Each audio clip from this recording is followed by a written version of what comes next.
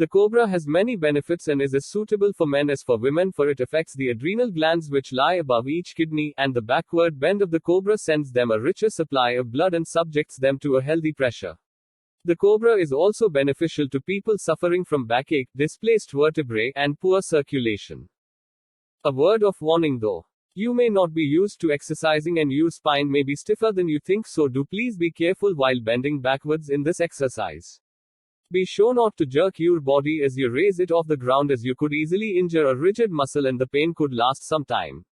Remember that the cobra is a beautiful and graceful exercise. As you leave the floor, come up slowly and majestically like a rising cobra, and under no circumstances must you force yourself to hold the position longer than you find comfortable. Gradually increase the time you hold it until you can remain immobile in the cobra pose for 10 seconds. When you are limbered up, you can perform this asana up to 6 times a day. While the cobra is particularly useful to women suffering from dysmenorrhea, amenorrhea, leukorrhea, and various other utero-ovarian troubles, the overall benefits can be greatly increased by those students able to increase the backward bend. Do not perform the variation until you are able to do the cobra I have just described with perfect ease and comfort. Cobra. Variation 2. From the first position, rise into the cobra with the elbows bent and the spine arched. Slowly straighten the elbows, push the head back as far as you can, so that the bending of the spine involves the sacral to the cervical region. Remain thus for as long as you comfortably can without strain, and then relax. When you can perform variation 2, you can, if you wish, omit variation 1 from your practice schedule. Variation 3. There is yet a third variation of the lovely cobra pose for advanced students, but it can be achieved by beginners who are athletic or who have been trained in ballet. From variation 2, with elbows straight, bend the spine backwards still farther, gradually bring your toes towards your head to touch the back of your head.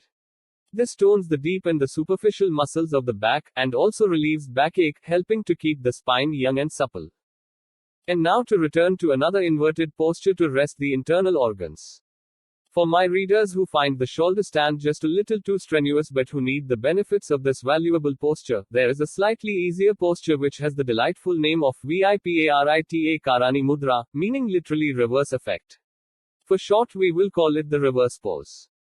The radiations which we receive from the earth are negative, while those from the cosmos are positive.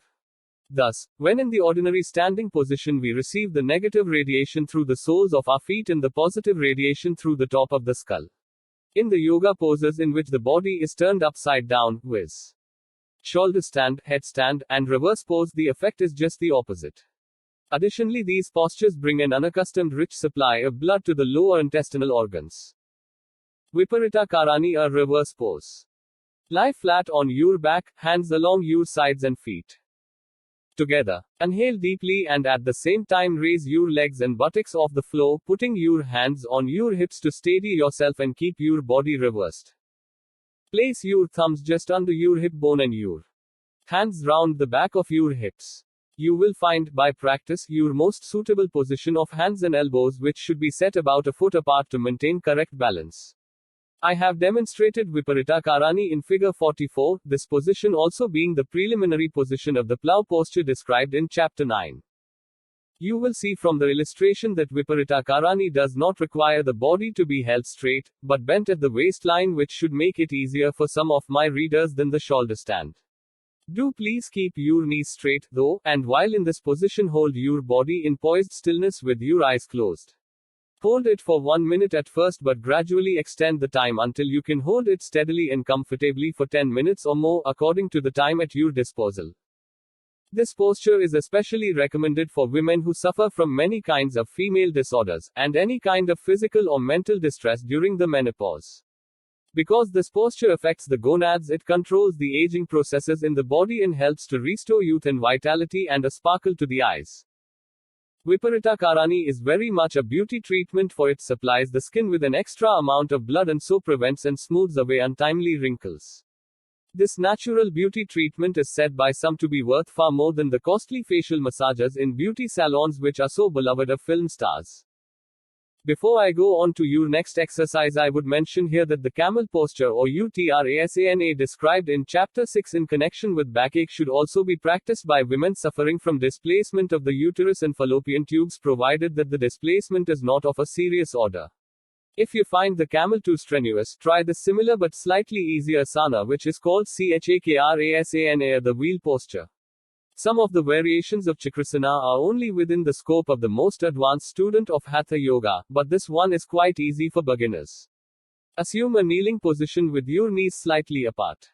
Inhale deeply and at the same time bend slowly backwards, at the same time raising your buttocks. As you complete your inhalation, grasp your ankles and remain thus for as long as you comfortably can without exhaling. When the impulse to exhale appears, do so and at the same time slowly return to the starting position. Twice a day is enough at first for this posture, but you can gradually increase the number up to 6. Lie down and relax after this exercise, and take a few deep recovery breaths.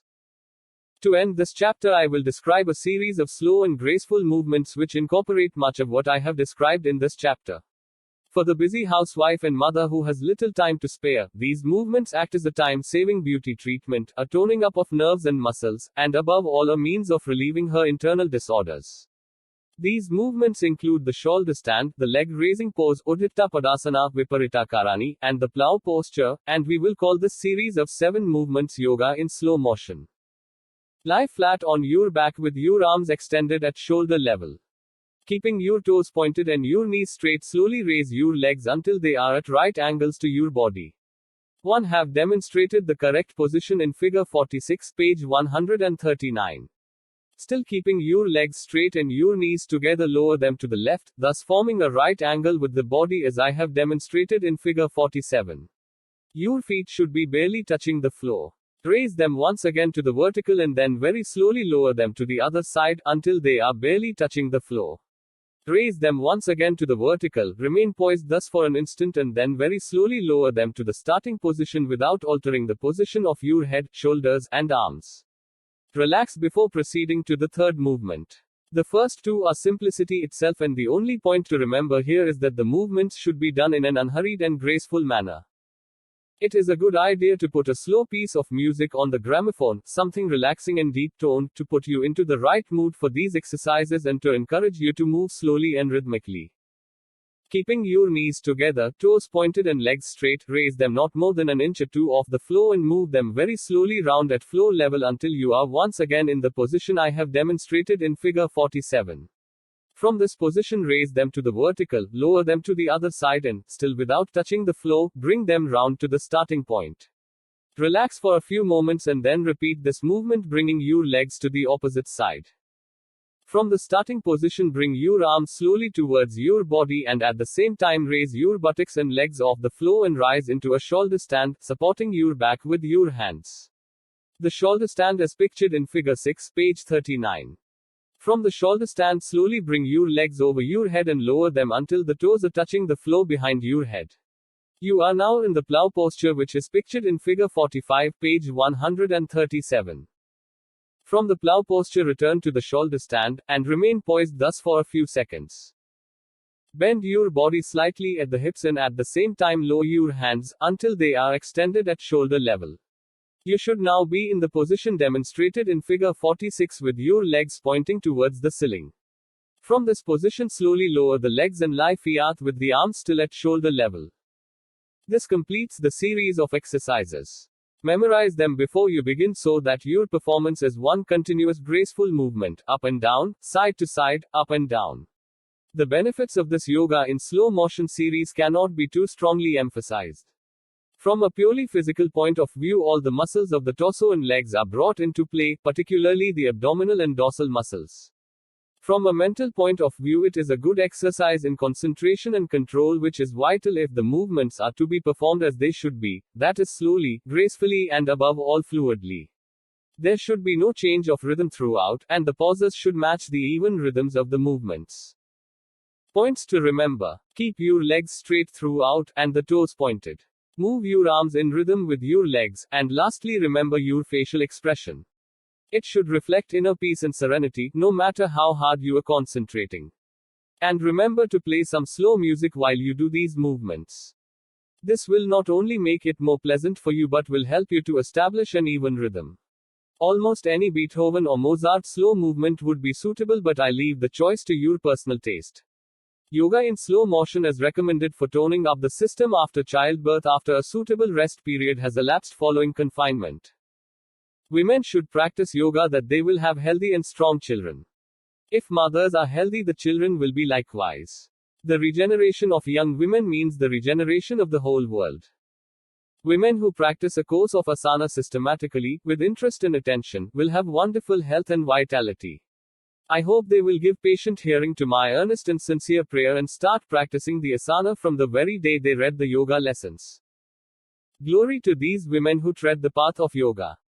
Shivananda, the great modern saint. Chapter 13. Headaches, eye strain and stiff neck. Perhaps it has not occurred to you that nervous tension may be the cause of weak eyesight and eye strain. When first considered, these two factors may not seem to be related, but it is an established fact that anxiety and nervousness stimulate excessive eye muscle activity, which in turn gives rise to symptoms of eye strain. If, therefore, you have a nervous temperament, and who has not in these troubled times, and you suffer from symptoms of eye strain, you may be able to overcome these symptoms simply by learning to relax.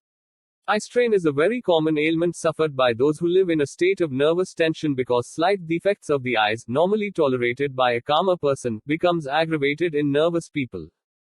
So it is yoga again to the rescue, and your answer to this problem in the first instance lies in reading chapter 2 again and practicing the corpse posture faithfully every day for at least 10 minutes, and more if you have time.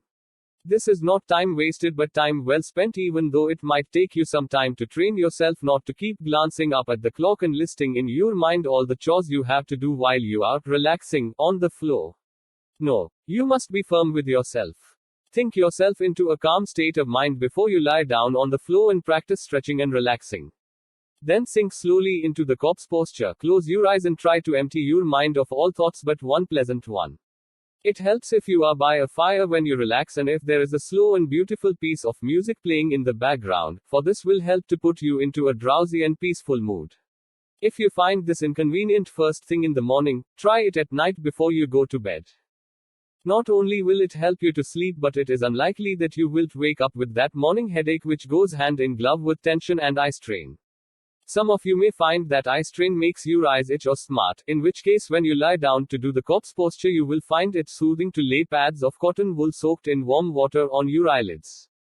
You will have to concentrate really hard to coax all your muscles to relax, and you will have to be really stern with yourself whenever you find your mind wandering, but mental discipline is not achieved easily, but you will find that the rewards for your efforts are well worth it.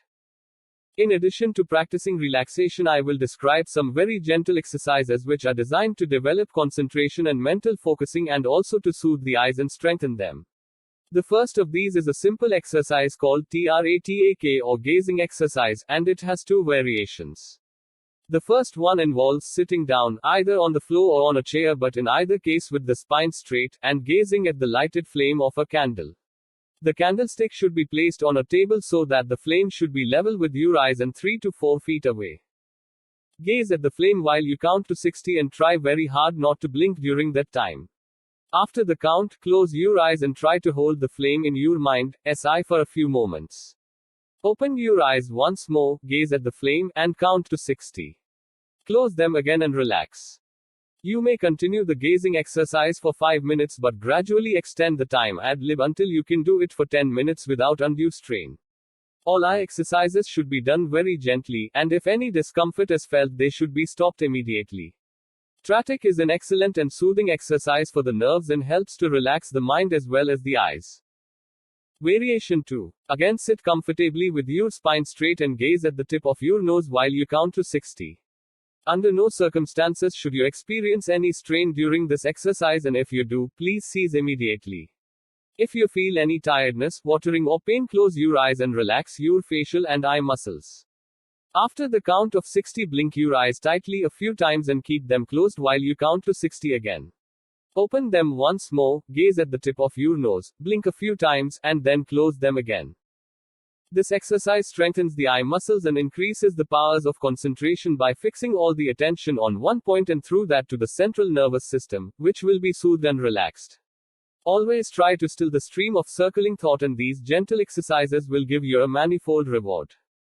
Here is another exercise which will not only help to relieve eye strain but the vision will become clearer as the ophthalmic nerves receive a richer supply of blood. Sit down, either on the floor cross-legged or else on a hard chair with the spine held erect but with the body quite relaxed. Without moving the head, lift your eyes and find a small object which you can see clearly and without straining. Then find a similar point with the eyes lowered, which you can see without effort. Use these points to glance at as you raise and lower your eyes alternately several times. Your breathing should be normal. Glance up and down 4 times, then close your eyes to rest them for a few moments, and repeat the up and down movement of the eyes another 4 times.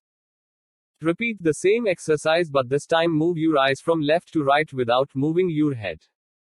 The same exercise is repeated with the eyes looking obliquely upwards and downwards with the eyes half closed. Choose a point which you can see high up on the wall from the corner of your eyes, and then find one which you can see clearly when the eyes are obliquely lowered. Repeat the upward and downward movement of the eyes 4 times, blink and relax for a few moments and then repeat the movements another 4 times. Rest. These movements are repeated in reverse, starting with a point on the opposite side of the wall from the previous exercise. Thus, if you were glancing obliquely upward right and downward left in the previous exercise, these movements are reversed in this exercise. And now for something different, though again I must ask that you do this exercise very gently and without experiencing strain of any kind. It entails rolling the eyes very slowly clockwise and then anti-clockwise. Thus, lower your eyes to the floor and then slowly roll them round to the right, continue rolling them upwards until you can see the ceiling and then lower them slowly until you can see the floor again. You must move very slowly making a full vision circle. When you have completed one circle, close your eyes after blinking several times and relax. After a few moments, repeat the movement in the opposite direction. Repeat this exercise twice each way and then close your eyes and relax before proceeding to the next exercise. This exercise entails changing the vision from close to distant points. It is best done with a candle flame once more, which should be placed in front of your face just below the tip of your nose. Holding the lighted candle in your hand, very slowly move it away from you, without raising or lowering it, until you can see the flame without straining and without any blur. Raising your eyes slightly, look straight into the distance and let your eyes alight on a small point which you can see clearly. This point and the flame of the candle are the 2 things you must look at in this changing vision exercise. Look at the flame, which is the closer point, and then look at the distant one. Repeat these eye movements 6 times, then close your eyes and squeeze them tightly. Repeat another 6 times, blink again and relax. 7. And now for something different again. This exercise will not only help to relieve eye strain but will also relax you if you are tense and remove stiffness of the neck.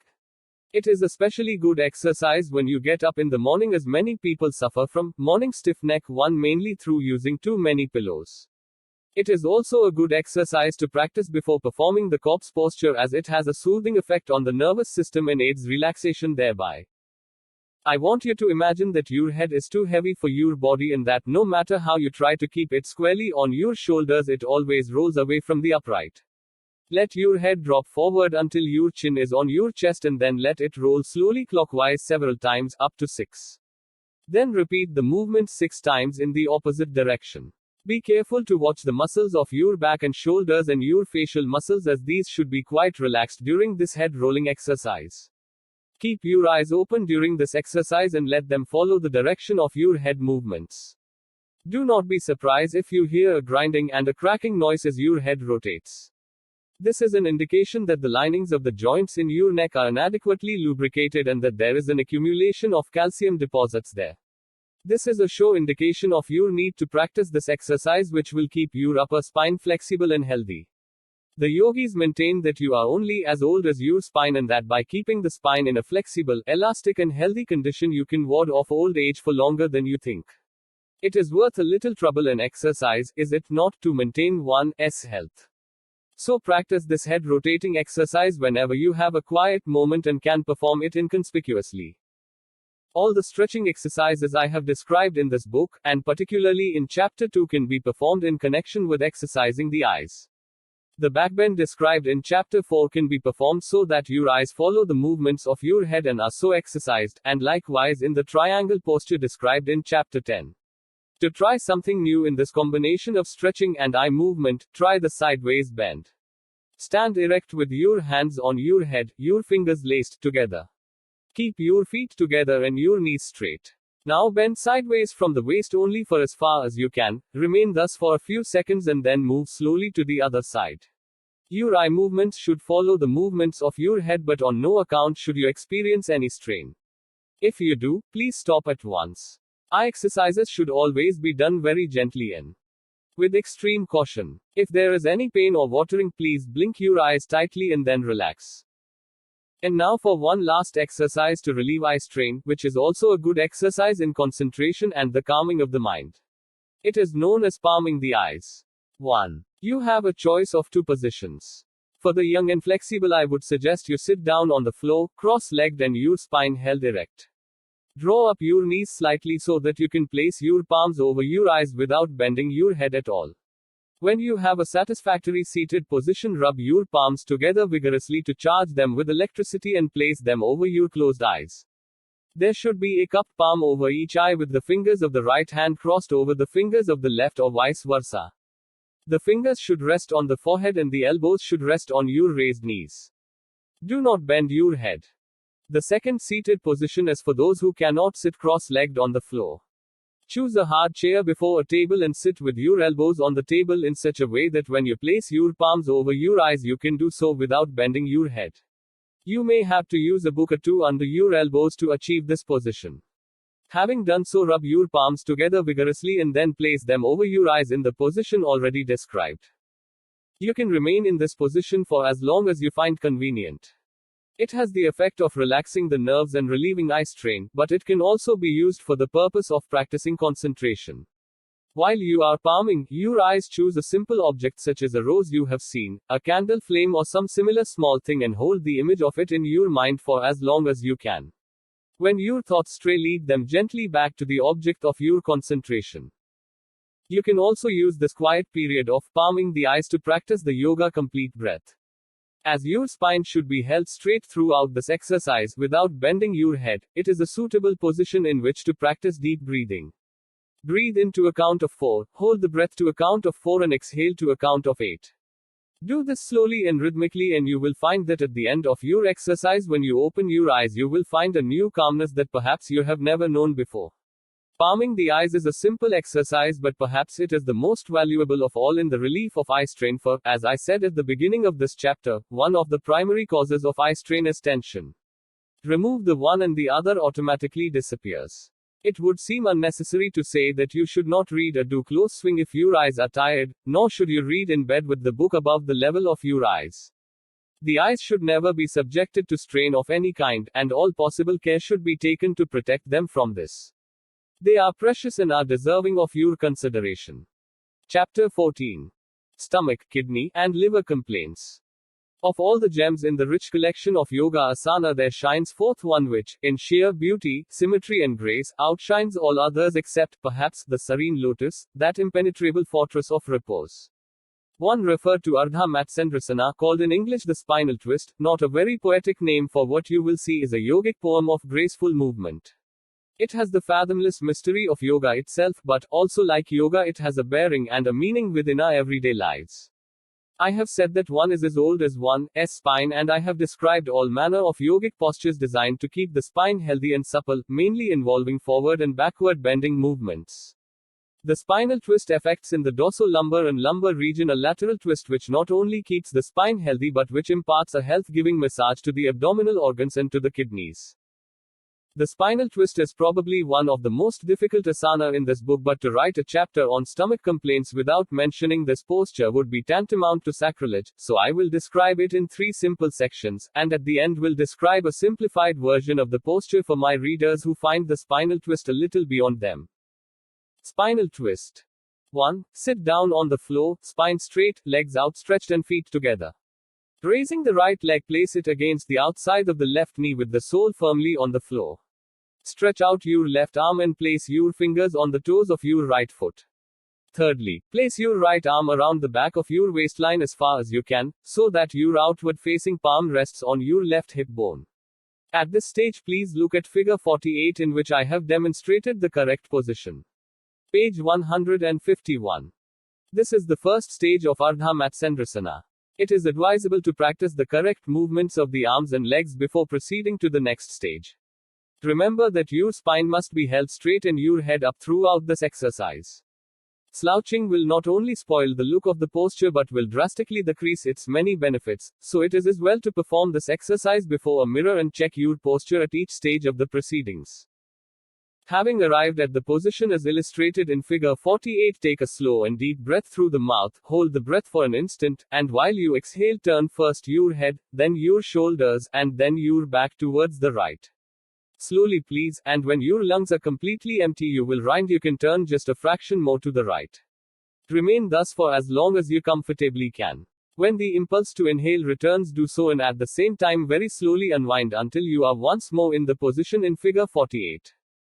When you have mastered this first stage of the spinal twist, proceed to the next. 2. Assume the first stage of the posture which by now will be familiar to you, but this time bend your left leg until your heel touches your right buttock. The hands should be in the same position as before. I have demonstrated the correct position in figure 49, page 151. Again take a slow deep breath through your mouth. Pause for a second holding your breath in. While exhaling, slowly turn to the right as far as you possibly can, making a slight extra effort when the lungs are completely empty. Remain thus for as long as you find comfortable, and try to exert as much pressure as possible at the height of the lateral twist. When the impulse to inhale appears, do so and at the same time slowly and gracefully unwind. After a slight pause, inhale again, and while exhaling turn again to the right, returning to the starting position when the impulse to inhale appears. Lie down after this and relax for a few moments, taking a few deep recovery breaths before sitting up to try stage 3 of the spinal twist. 3. In this third and final stage you assume the second pose as in figure 51, but instead of placing your left arm outside the left knee you place it inside as I have demonstrated in figure 50. Impossible, did you say? Not if you practice. Do it slowly like this.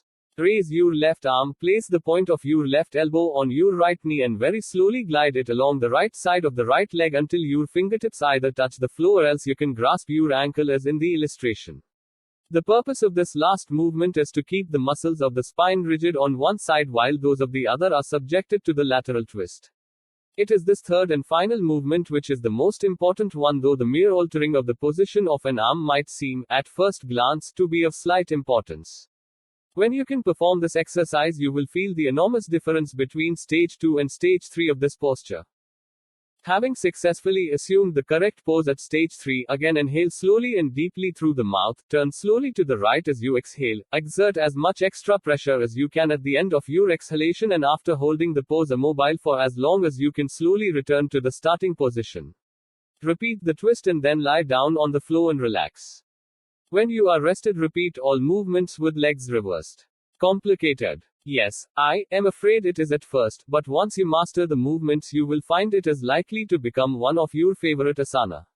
It is beautiful to look at, and when I explain the benefits of this lovely asana you will surely want to keep practicing it until you can perform it to perfection. And I assure you that it looks somewhat more complicated on paper than in practice, so study the illustrations carefully, one stage at a time, and check your posture before a mirror.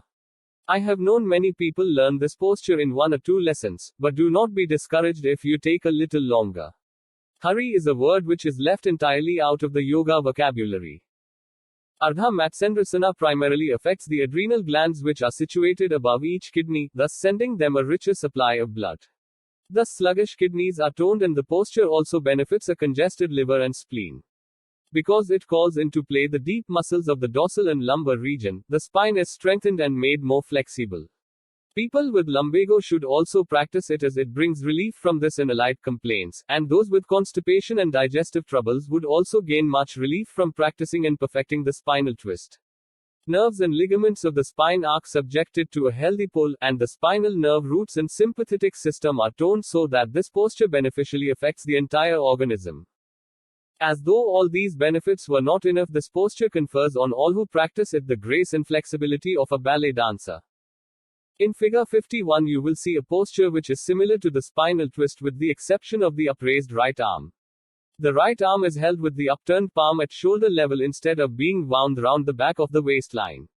This variation of the spinal twist is known as the Sphinx, and the exercise may be practiced thus as a variation of the more strenuous one just described.